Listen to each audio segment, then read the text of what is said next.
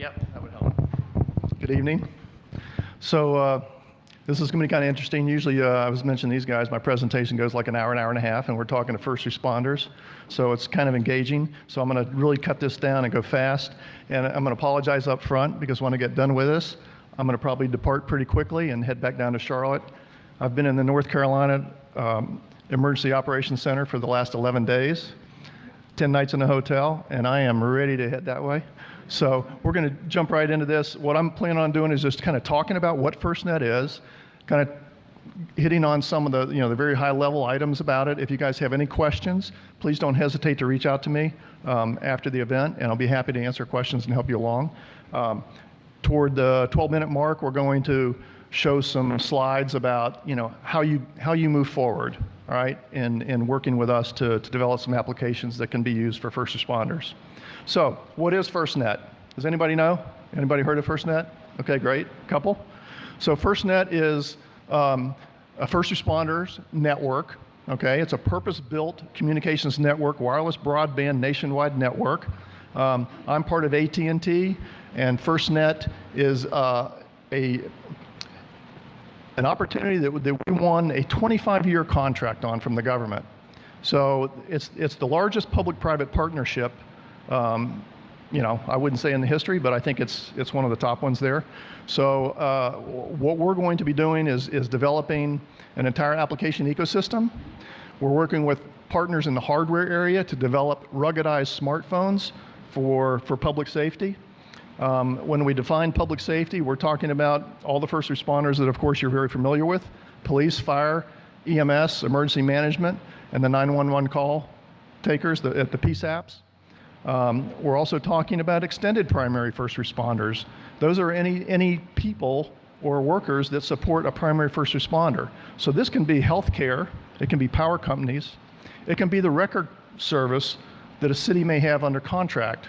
Because when you have a crisis, it's just as important that you have the ability to clear the streets if there's a lot of vehicles out there, whether it's an ice storm, whether it's tornadoes and you have trees down. So it's a very encompassing program where we're offering those first responders the ability to communicate on a network, number one, that is highly secure, number two, that gives them priority and preemption, the ability to communicate when nobody else can communicate. So if you think about this, if you're at a stadium or if you're in a hurricane, which we all are aware of, right? There's a lot of people that are going to be jumping on their devices. They're going to be calling home. They're going to be calling 911. They're going to be sending video. They're going to be sending texts. I think all you have to do, if you've ever been to a football game and you've tried to send text or video, you understand that there's only a few sites, cellular sites around that particular venue, and most of those sites are only capable of managing about 300 to 400 talk paths concurrently. So what we're doing is providing the public safety people the ability to have priority over everybody else in that stadium. If there's an active shooter situation, they have the ability to communicate effectively without waiting on everybody else to clear the air, and everybody else will be set down in a lower priority. This is important because what we're going to talk about here tonight is developing applications for public safety. And the way I explain it when we first start off our presentations is, in public safety, most people carry a radio on the one side of their body, and they carry a phone on their other side of the body. The radio is a rather archaic device they've been using for decades now, and all they can do is really push to talk. Some of them have AVL for location purposes through the CAD and dispatch software programs. But what we plan to do is take that cell phone that's on their other side and make it a better situational awareness tool, right? So this means we're going to develop applications in an ecosystem that's going to give them that capability. And we're going to be dependent upon users like yourselves or developers like yourselves to come to the aid of first responders and develop applications that are meaningful and helpful for them, because the ultimate thing that we're trying to achieve is cutting response times and saving lives.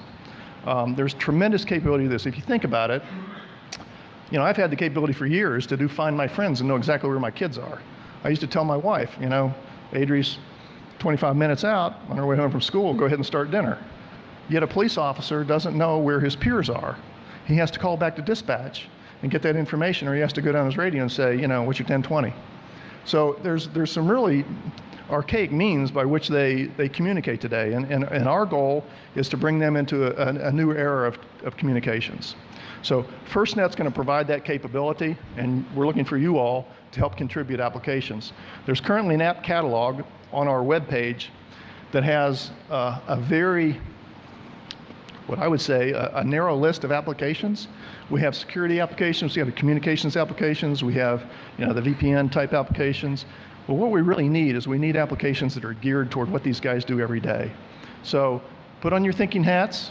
If you need to go out and speak with EMS partners in your community, or police or fire, fire is a great example. They have monthly association meetings.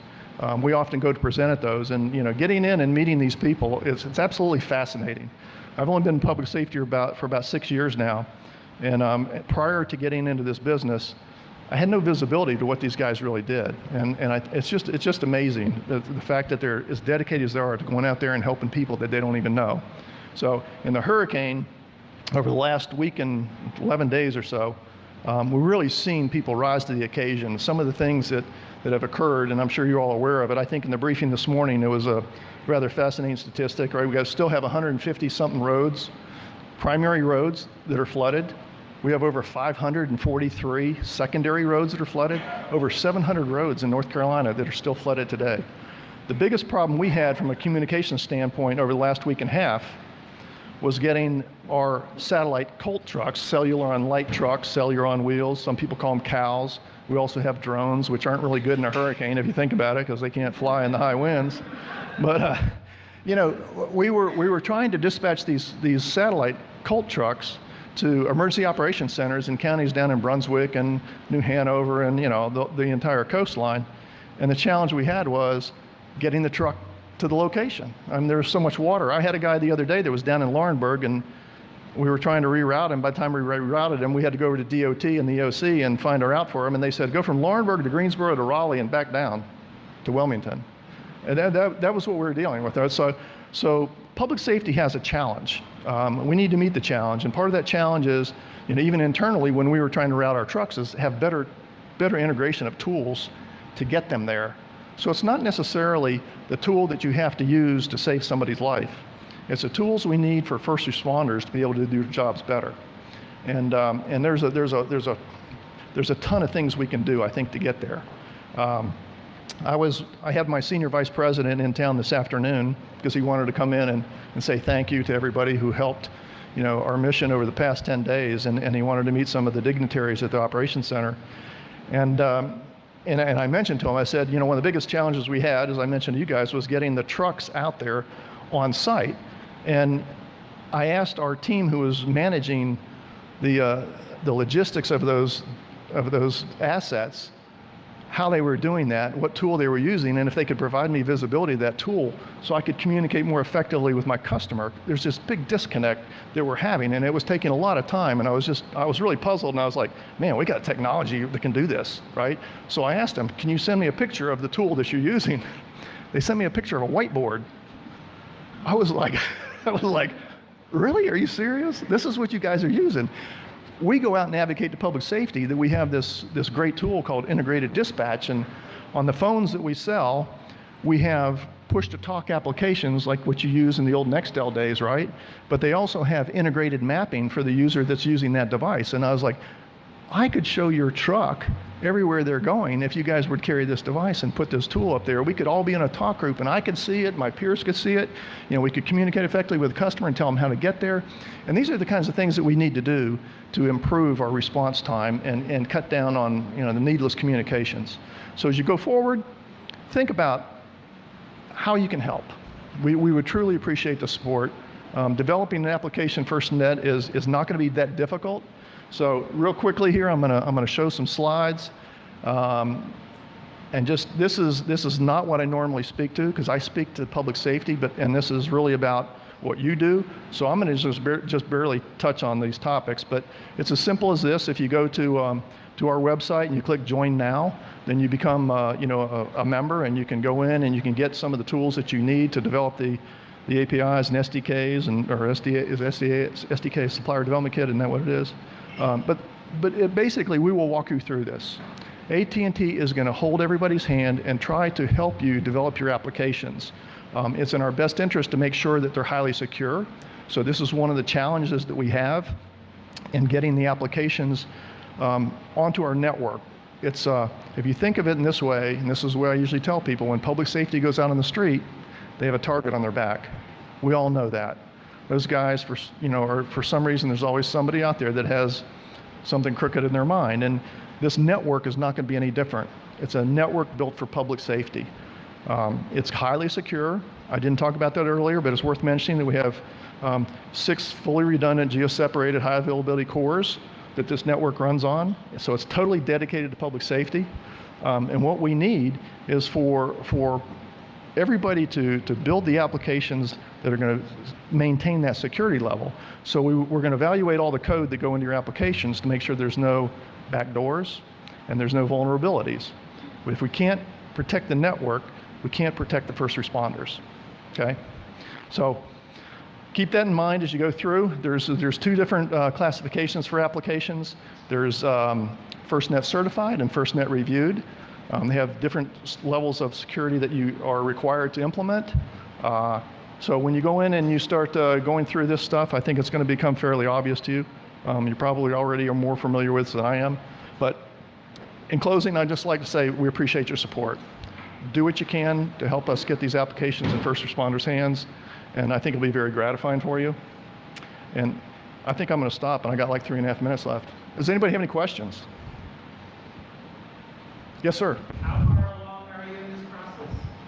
So we've already rolled out the network, right? So we've brought people on board as of, I think I might get a little feedback here. We brought people on the network starting last September. So we have priority kicked in last September. We started preemption capabilities in December, which is to say they can preempt anybody on the network. We started the core in March. So we're currently onboarding customers in a very rapid pace. We've been getting some serious traction since about March. So I think we're up to, I don't even know what the number is now. Maybe 1,600 agencies, something along those lines. Hundreds of thousands of users. We're starting to get cranking. The advantage that we provide to public safety is that we're to encourage adoption on the network, we have to make it attractive for public safety. The way to do that is to price everything very competitively, very aggressively. So with our partners, we're able to offer plans on hardware as well as monthly rates that are very competitive, $39.99 for public safety, which provides them unlimited voice, data, and text. So they don't have to worry about, am I in a pooled plan that I can afford, or am I in a pooled plan where I'm going to get jacked if I go over my limit, right? We don't want that to happen. So we're making it very easy for public safety to join. Somebody that's a volunteer fireman can join FirstNet, even if they're not, part of an agency as a full-time job. So we're really trying to make this thing so that it benefits the public, because it's about public safety. Anything else? Yes, sir. For folks that maybe develop applications on FirstNet and create, these great opportunities, does AT&T provide support to help to kind of like scale that and sell it into first responder communities across the country? Or like, how do you take something that really is a great application and scale it? Yeah, so good question. So yes, I think you can say that we do, and that we're gonna post that in our app catalog. Think of App Store, same thing, right? So when a first responder goes into our FirstNet app catalog, they're going to be able to see all the applications that are in there. We took a page out of the Amazon book where we're going to have the ability for users to review the applications. So a fireman in Texas can look and see what a fireman in North Carolina likes about the app, and he's going to be able to see how well it's rated, so they can make intelligent decisions on whether or not that's a good fit for them. And of course, there will be adoptions, right? So you'll be able to see how many people have adopted the application. There's a gentleman over in Orange County, a fire department, and he's developed his own application, and I'm looking forward to talking to him about it. So yeah, there's some tremendous upside and opportunities here. Any more questions? 30 seconds left. We did good. How about that?